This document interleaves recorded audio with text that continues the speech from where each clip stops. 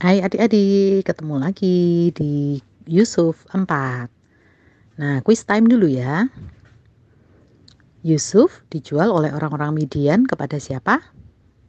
Ya, betul. Pak Potifar, pegawai istana Firaun, kepala pengawal raja. 2. Bagaimana kerja Yusuf di rumah Potifar? Ya, dia disertai Tuhan sehingga dia menjadi orang yang selalu berhasil dalam pekerjaannya. Yang ketiga, Yusuf diberi kuasa sebesar apakah oleh Pak Potifar? Yes, Yusuf diberi kuasa atas rumahnya dan segala miliknya untuk diurus. Yusuf difitnah oleh siapa sehingga dia dimasukkan dalam penjara? Ya, dia difitnah oleh istri Pak Potifar. Lalu bagaimana kehidupan Yusuf di dalam penjara? Yes, Tuhan menyertai Yusuf sehingga Yusuf menjadi kesayangan bagi kepala penjara itu. Dan kepala penjara mempercayakan semua tahanan dalam penjara itu kepada Yusuf. Dan semua pekerjaan Pak Yusuf yang mengurusnya. Nah, sekarang kita akan mendengarkan kelanjutan kisahnya.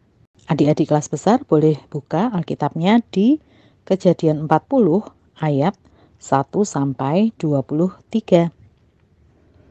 Yuk, kita berdoa bersama-sama ya.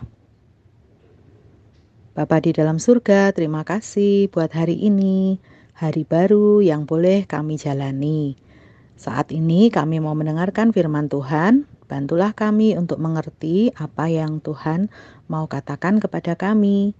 Dalam nama Tuhan Yesus kami berdoa, amin. Beberapa waktu kemudian, juru minuman dan juru roti Raja Mesir membuat kesalahan terhadap Raja Mesir. Lalu kepala juru minuman dan kepala juru roti itu ditahan dalam rumah kepala pengawal raja, dalam penjara tempat Yusuf dikurung. Kepala pengawal raja menempatkan Yusuf bersama-sama dengan mereka untuk melayani mereka. Demikianlah mereka ditahan beberapa waktu lamanya. Pada suatu kali bermimpilah juru minuman dan juru roti itu. Pagi hari, waktu Yusuf datang kepada mereka, Yusuf melihat mereka bersusah hati. Lalu ia bertanya kepada mereka, "Mengapa mukamu sedih?" Lalu mereka berkata, "Kami bermimpi, tapi nggak ada orang yang dapat mengartikannya."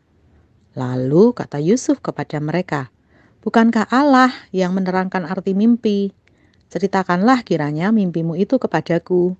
Kemudian juru minuman itu menceritakan mimpinya kepada Yusuf. "Aku bermimpi ada pohon anggur di depanku. Pohon anggur itu ada 3 carangnya. Dan baru saja pohon itu bertunas, bunganya sudah keluar dan tandan-tandannya penuh dengan buah anggur yang ranum. Dan di tanganku ada piala Firaun. Buah anggur itu kuambil lalu kuperas ke dalam piala Firaun. Kemudian kusampaikan piala itu ke tangan Firaun." Lalu kata Yusuf kepadanya, "Beginilah arti mimpi itu. Ketiga carang itu artinya 3 hari. Dalam 3 hari ini, Firaun akan meninggikan engkau dan akan mengembalikanmu dalam pangkatmu yang dahulu. Kamu akan menjadi juru minumannya lagi.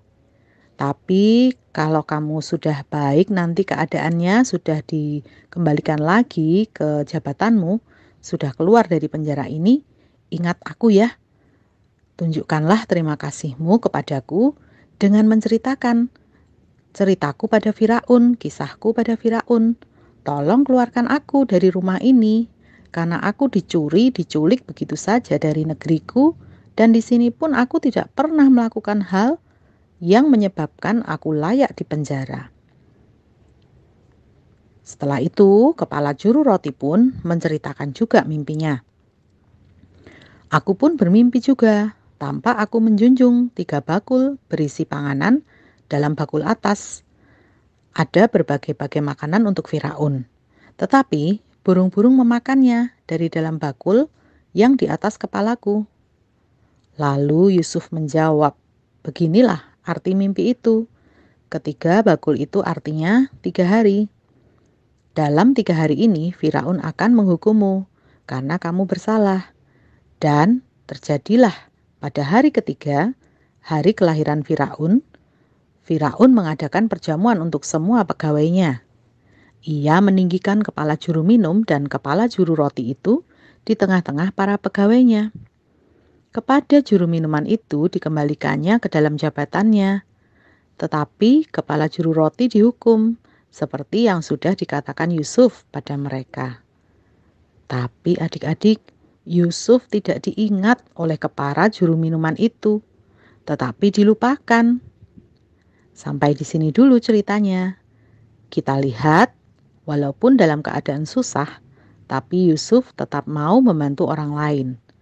Kedua teman dia di penjara itu bersusah hati, dan Yusuf mau membantu mereka.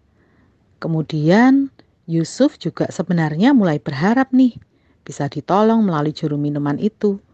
Tetapi ternyata Yusuf tidak bisa mengandalkan manusia, karena manusia itu pelupa. Juru minum yang sudah ditolong oleh Yusuf lupa bicara pada Firaun untuk membela Yusuf. Padahal sebenarnya Yusuf tidak bersalah. Tetapi adik-adik, ceritanya belum berakhir.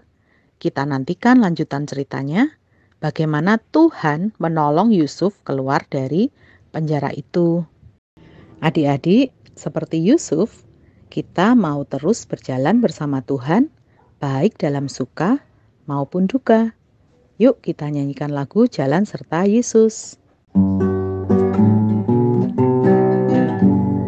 Jalan serta Yesus, jalan sertanya, hey setiap hari.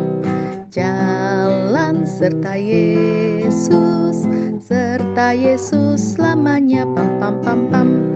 Jalan dalam suka, jalan dalam duka, jalan sertanya setiap hari.